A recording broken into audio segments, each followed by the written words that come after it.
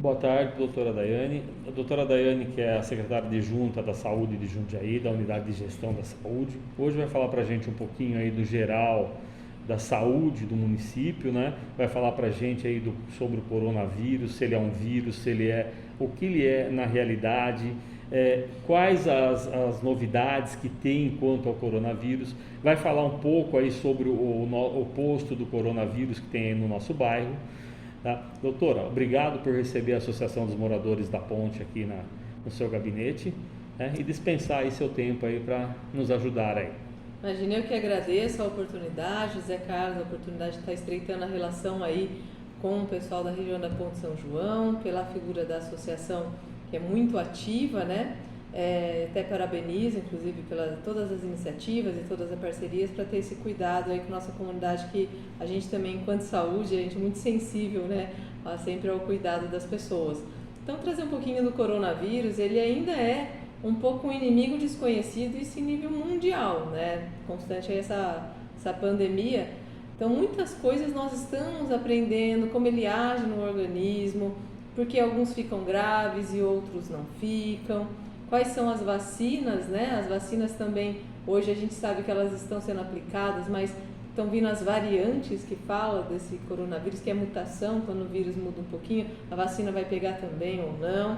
Então, uma série de situações que está todo mundo aprendendo junto, os estudos estão muito alavancados no mundo inteiro, muita coisa aí ainda vem de novidade, mas o grosso, o manejo, né, do coronavírus, a gente já está conseguindo, né, quase um ano aí, em nível principalmente Jundiaí, que a gente está conseguindo manejar e lidar bem com as situações. A gente tem que lembrar que então é um vírus, todo vírus ele precisa de um organismo vivo para se manter, para se replicar. Então, quando esse vírus entra no nosso corpo, ele vai numa célula, né, nossa, chamada célula, e nessa célula ele consegue se dividir, porque sozinho ele não consegue fazer isso. Então, ele vai nessa célula, ele consegue se dividir, por isso que dá febre, pode dar um pouco aí dor no corpo e outros sinais e sintomas que nós também observamos, um pouco de dor de cabeça. No Brasil é um pouco recorrente a questão de uma diarreia, né? É uma diarreia que a gente descarta a alimentação, descarta outras medicações. Então, no Brasil, especialmente, a questão da diarreia foi um pouquinho mais frequente em relação aos outros países. Então, é um vírus que está dentro da gente. E como que ele vai ser transmitido? Ele é transmitido por gotículas. E são gotículas que a gente fala são gotículas pesadas. Então, a gotícula pesada, se eu estou falando aqui, ela não vai chegar, né, a 10, 50 metros.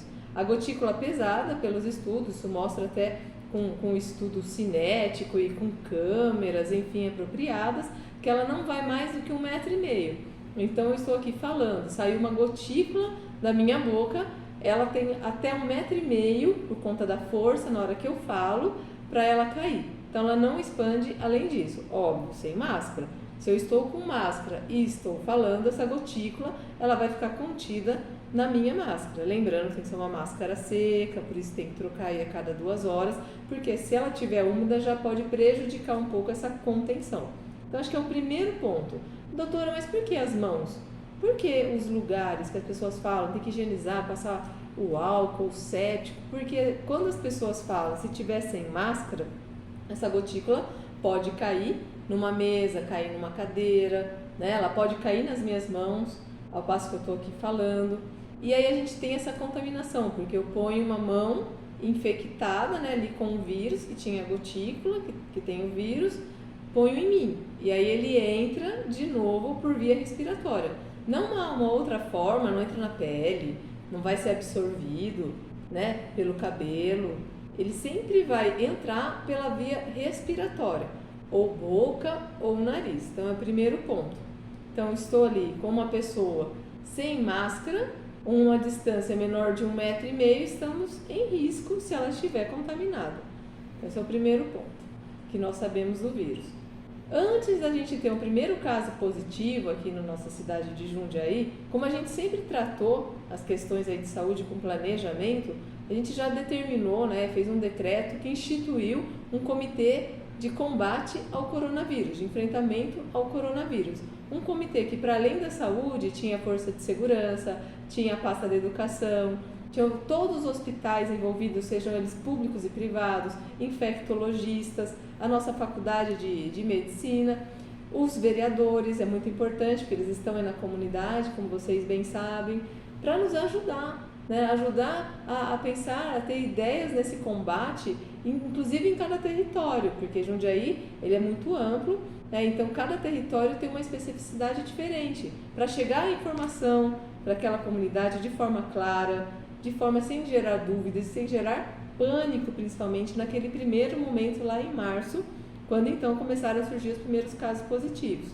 Então, frente a esse primeiro planejamento com o Comitê de Enfrentamento ao Coronavírus, nós tínhamos muito claro, inclusive por diretrizes internacionais, o nosso Ministério da Saúde, naquela ocasião, preconizou, das unidades sentinelas.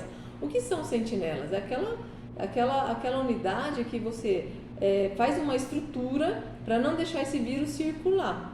Então, nós formatamos já naquele primeiro momento uma sentinela para cada região de saúde. Não sei se todos sabem, mas nós temos 4 regiões de saúde aqui em Jundiaí. Então nós tínhamos unidades sentinelas que só fazem o acolhimento de síndrome gripal, então sintoma de gripe, passa na unidade sentinela, é atendido, é avaliado por um médico e se necessário for, já tem aí o seu teste realizado também. Nas nossas 4 unidades sentinelas é formatada dessa forma e com o exame padrão ouro, que é o do cotonetinho, chama RT-PCR. Então essa foi uma estratégia, por quê? Porque se a gente não tem essa sentinela, hoje, atualmente, as pessoas iriam cruzar com os fluxos das pessoas nas unidades básicas de saúde que estavam fazendo seu pré-natal, levando as crianças pequenas, paciente de risco, passando em consulta, diabético, quem tem pressão alta, com essas pessoas que estariam ali chegando a todo tempo, com síndrome gripal, poderiam contaminar as outras pessoas. Então, por isso essa sentinela, justamente para a gente deslocar e bloquear a circulação do vírus. E uma em cada região, não adianta ter uma centralizada. Porque Jundiaí é grande, eu ia ter pessoas circulando a pé, de carro, de Uber, de ônibus, lá do Voturucai até o PA Central. Estou dando um exemplo. Né? Santa G também é o PA Central. Então, se for necessário, né? Então a gente colocou uma em cada região de saúde, com toda a estrutura, e elas vêm sendo muito bem aproveitadas, né? Muito bem indicadas. A gente teve aí na última semana um pico de atendimento que a gente não atingiu na primeira onda, no pico da primeira onda em junho e julho, já atendeu mais de 3.000 pessoas, tá? E essa semana já está sinalizando da mesma forma, nós vamos atingir números recordes, porque de fato teve um afrouxamento no final do ano, em dezembro, com fraternização, aglomerações infelizmente às vezes desnecessárias, e as pessoas vão se alimentar, nas confraternizações tiram a máscara, fica um tempo a mais do que a alimentação, e o vírus circulou, é fato. Aí Natal, Ano Novo, deslocamento inclusive para outros municípios, outros estados, né, por conta aí das festividades.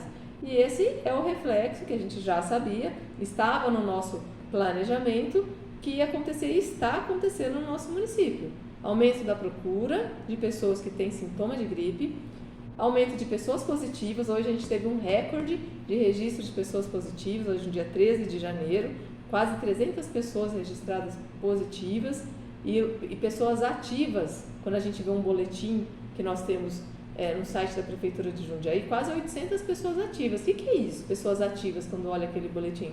Pessoas que podem transmitir o vírus para outras pessoas. Então é muito preocupante. E claro, não é menos esperado que isso reflete nas internações. Taxa de ocupação aumentando, seja ela de UTI e enfermaria.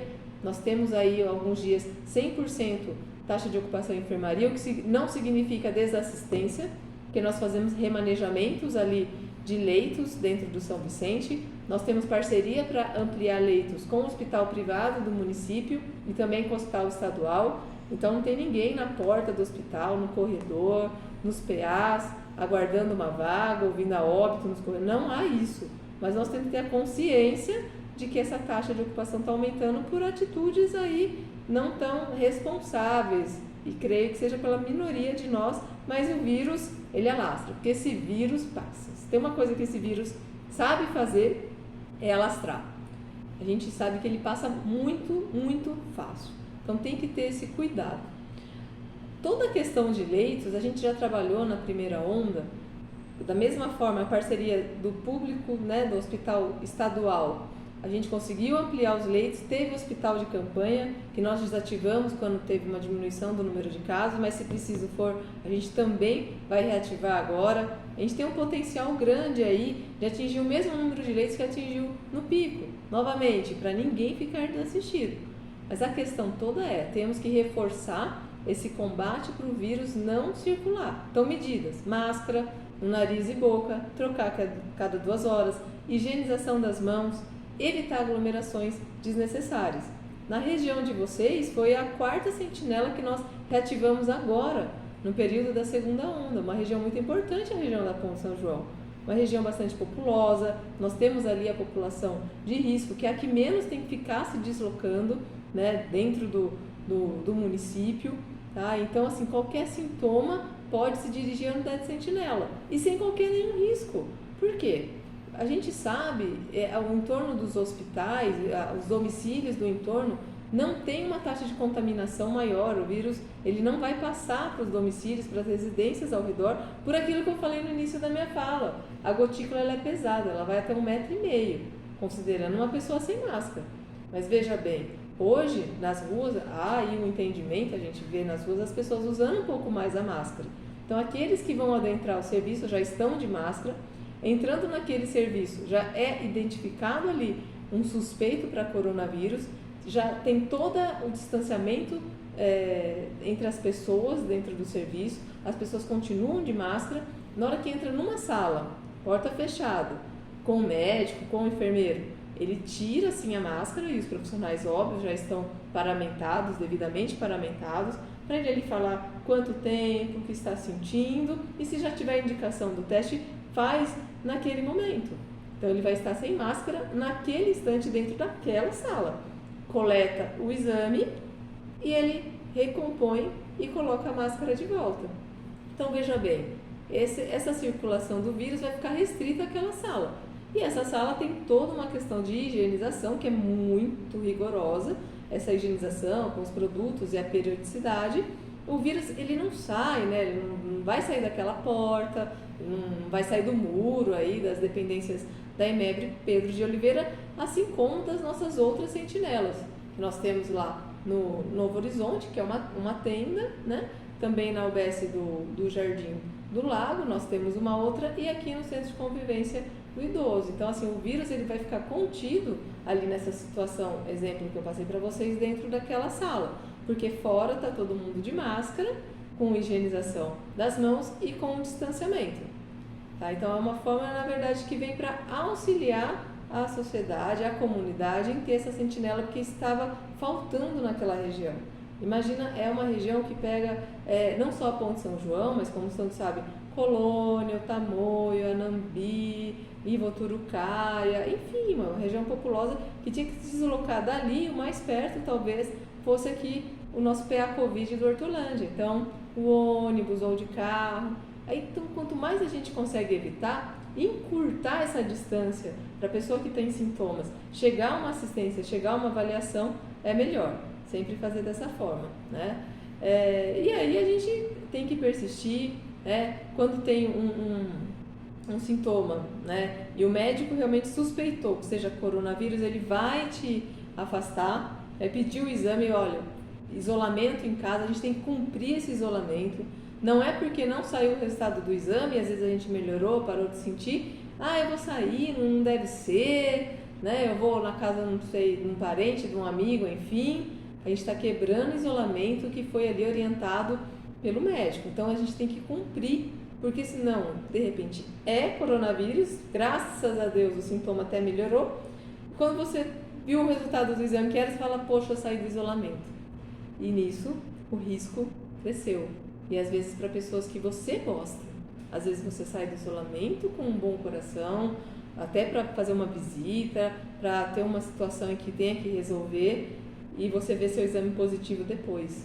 Aí eu fui na casa do A, do B e do C que eu tanto gosto. E é isso, o vírus vai circulando e o número de casos vai crescendo. É assim, ele é sorrateiro, ele transmite muito. Então, cumprir o isolamento é primordial. Medicações, não há um consenso das medicações que devem ser passadas para coronavírus. Não há nada ali comprovado cientificamente que previne ou cure o coronavírus. O que nós temos sinalização são medicações específicas utilizadas em pacientes já internados, na fase mais inflamatória que nós falamos da doença. Então, é em âmbito hospitalar. Fora do hospital, nós temos evidências práticas, não são científicas, que deram certo, que alguns médicos falaram que deram certo no país A ou no estado específico aqui do nosso país. O médico tem autonomia de prescrever aquilo que ele julgar pertinente, aquilo que para ele fizer um sentido. Ele tem autonomia de prescrever, não há um protocolo, não há nada que obrigue ou que impeça o médico a prescrever nenhuma medicação. Isso, quando eu falo, é para diabetes, para pressão alta, né? Veja quantos pacientes diabéticos nós temos. Se a gente pegar 10 pacientes diabéticos, o mesmo quadro são, às vezes, 10 medicações diferentes, são 10 condutas diferentes, né? Até pelo mesmo médico. Então, a gente tem que ter esse entendimento. A questão da medicação, todas as medicações, até dessas práticas exitosas, as evidências práticas exitosas, elas estão disponíveis na rede. A conduta em se passar vai de médico para médico e com um paciente que ele está ali na frente, que ele conhece toda a situação de saúde desse paciente. Acho que é um ponto bastante importante da gente trazer. E agora a nossa maior expectativa, e que a gente novamente estamos já com planejamento um passo anterior, é o nosso plano municipal de imunização, nossa querida vacina. Já temos tudo pronto, temos pensado os espaços para fazer vacinação. De novo, o espaço para fazer vacinação com segurança, com distanciamento, evitando aglomeração, de fácil acesso na comunidade e novamente não cruzando o fluxo de atendimento na nossa unidade básica de saúde. Então, centro esportivo, alguns centros comunitários, paróquias amplas, nós estamos buscando esses espaços, já tem alguns já desenhados, né, para quando vier a vacina a gente começar a startar. Vai ter também a estratégia de fazer o drive-thru. O drive-thru em alguns momentos é muito necessário, importante, que tem os idosos, pessoas que têm dificuldade de locomoção, e eles têm essa possibilidade de serem vacinados pelo drive-thru. Aqueles acamados, os institucionalizados, né, lares de idosos, por exemplo, a vigilância epidemiológica já está traçando e vai vacinar essas pessoas ali onde elas residem. Então, está tudo muito organizado, com seringa, com agulha, câmara fria, que comporta 140 mil doses de vacina, a equipe organizada, a logística de carro para ficar levando as vacinas, tudo muito organizado. E a data que a gente tem hoje, que é da Secretaria Estadual de Saúde, é 25 de janeiro. Temos aí toda uma questão, né? Ainda ninguém mudou essa data, ninguém mudou. Temos uma questão em paralelo com a vacina, então, que o governador do estado de São Paulo falou que iria ser aplicado na população, que é a Coronavac.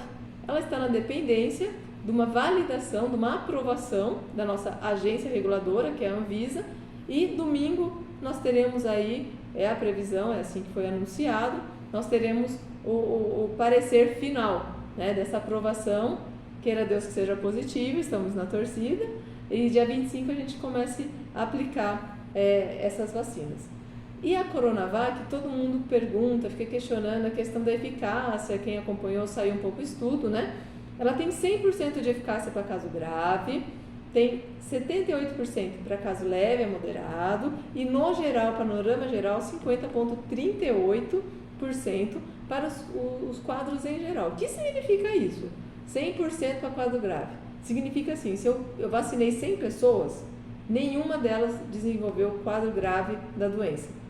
78%, eu vacinei 100, 22 desenvolveram quadros de leves a moderados e precisou ter uma avaliação do médico. 50,38 significa que 49,62, metade, teve quadros leves a moderados e não precisaram de uma assistência médica, se teve uma resolução em casa mesmo, espontânea. Então, é uma vacina segura. A OMS, Organização Mundial da Saúde, ela preconiza que a eficácia de uma vacina é acima de 50%, que é o que se mostrou, 50,38 no geral, isso é no geral. Mas aqueles outros dois pontos são os mais importantes, 78% e 100%. Então, tudo sinaliza que, de fato, a gente vai conseguir fazer a vacinação com a Coronavac, que é uma vacina muito similar a todas que a gente aplica aqui no Brasil, que inclusive o SUS, né, gente, é o maior sistema público aí de saúde, de imunização do mundo, né, gratuito, e é o vírus inativado, que é o mesmo da nossa Coronavac. As outras vacinas que aí estão se propondo, elas são compostas e elaboradas de uma outra forma, né, que não é o vírus inativado. Tem uma que é, tipo, eu sempre falo, né, é o cabelinho do vírus. Então, você põe o cabelinho do vírus, aí o corpo cria anticorpo, identifica quando vê esse cabelinho que vem pra gente, aí combate, o vírus não entra também. A outra tem algo interno, né, do vírus. Então, são vacinas aí novas, né, e que nesse cenário de pandemia, todo mundo correu para ter o quanto antes uma vacina à disposição de uma população mundial, a gente fala de bilhões de pessoas, né? Porque eram 3 anos, né, para fazer uma vacina. Claro que a gente tem uma parte aí desenvolvida científica, de terapia, de biotecnologia, que nos auxiliou, graças a Deus, a produzir mais em tempo recorde a vacina agora. A gente está nessa expectativa, entendemos aí, Jundiaí está preparada, a gente sempre brinca, só esperando a vacina chegar de fato, a gente não vê a hora, os profissionais de saúde não vê a hora, os profissionais estão aí esgarçados, cansados, a população também, para que de fato a gente consiga retomar o nosso normal, acho que o nosso convívio, né, convívio com aqueles que a gente gosta, com os amigos, com a família toda, voltar também, né, retomar nossa vida econômica, nossa vida financeira. Foram muitos empregos perdidos, muita renda aí, muito sacrifício de muitas famílias. Então é o global, vai ser um importante para tudo. Lembrando que chegando a vacinação, até a gente ter a completude aí de vacinar todo mundo, ainda vai ter que se manter um tempo com as mesmas medidas. Máscara, higienização das mãos e ainda distanciamento social até vacinar a população toda. Porque nós vamos fazer por fases. A primeira fase aqui em Jundiaí são 76 mil pessoas, entre trabalhador de saúde e pessoas acima de 60 anos. E depois vai ser divulgado ainda, mas com certeza vai ser divulgado, os outros grupos, né? Patologias crônicas, as outras faixas etárias, até vacinar os 423 mil habitantes que nós temos aqui em Jundiaí. Então, até vacinar todo mundo, se entende que a gente tem que manter as medidas. Acho que é um pouco disso que eu queria trazer, né? Jundiaí vem aí num manejo bem do coronavírus, frente ao país, frente ao próprio estado. A gente tem uma taxa de mortalidade até um pouco menor do que o estado como um todo. Ninguém ficou desassistido em nenhum momento e ninguém vai ficar desassistido, não vai faltar leito, porque nós temos a estratégia, como já falei anteriormente. E é isso, gente. Agora é persistir, é ser resiliente. Eu sei que está todo mundo cansado, né? Ainda mais que a gente tem uma certa politização, os desencontros de informação, é fake news, né? A gente fica confuso, mas na verdade a gente quer o bem e o quanto antes, né? Então tem que focar, notícias oficiais. Eu deixo aí o convite para vocês na página da prefeitura, ali no link coronavírus. Nós temos boletim diário, tudo isso que eu falei para vocês aqui vai estar lá, número de casos confirmado, ativo, os números de óbitos. Tem ali as regiões, né, onde eu tenho o maior número de casos positivados, para ficar aí no nosso radar. Trata também dos leitos, né, trata também até do número de testes. Jundiaí já fez aí mais de 70 mil testes, né, entre todos eles. Eu tenho o teste rápido, também a gente tem à disposição, o teste rápido são para outros casos, não são aqueles casos que estão ativos no momento.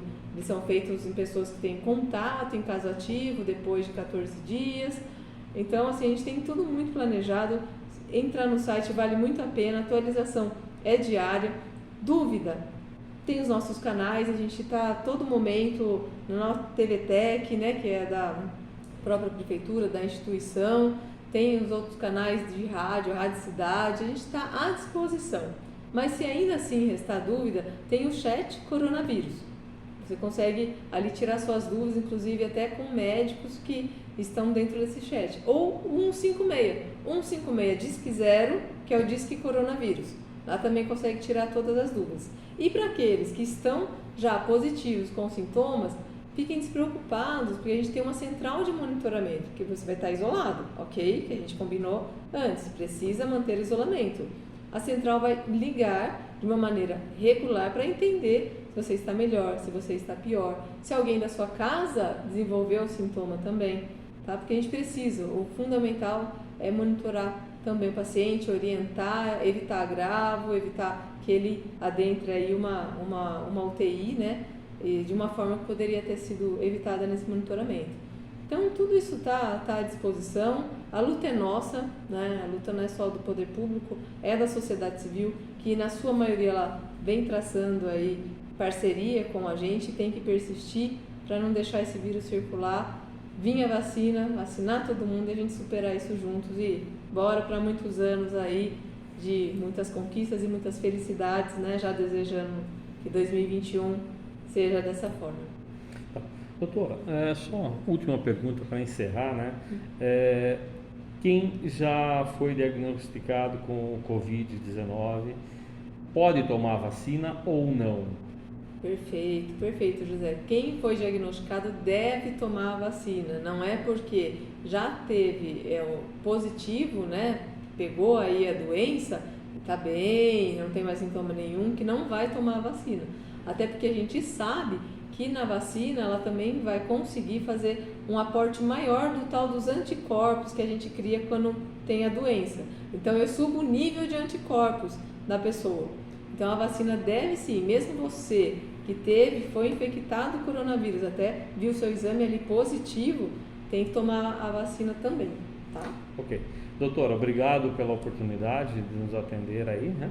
E tirar as dúvidas aí quanto à nossa unidade lá do coronavírus, né? E também explicar um pouco aí sobre esse vírus aí tão mortal, né? Que tivemos aí, tá? Doutora, Imagina. obrigado. Eu que agradeço a oportunidade, de uma forma, acho que até só para pontuar, e no retorno aí das aulas, se entendo, né, a questão presencial da criançada lá na IMEB também, podem ficar despreocupados, porque nós vamos ver um outro local, isso não há problema, não é uma dificuldade, nós vamos sim ter um outro local na mesma região, entregamos o imóvel com uns dias de antecedência e tem uma higienização que chama terminal, né? Então, assim, para deixar muito seguro que para a volta às aulas, tanto professores quanto para as crianças, num lugar onde já foi uma unidade sentinela, não há qualquer preocupação aí no sentido de ser um lugar que você vai estar expondo as crianças ou os professores ao contágio do vírus, enfim. Ok, obrigado, doutora. Eu que agradeço.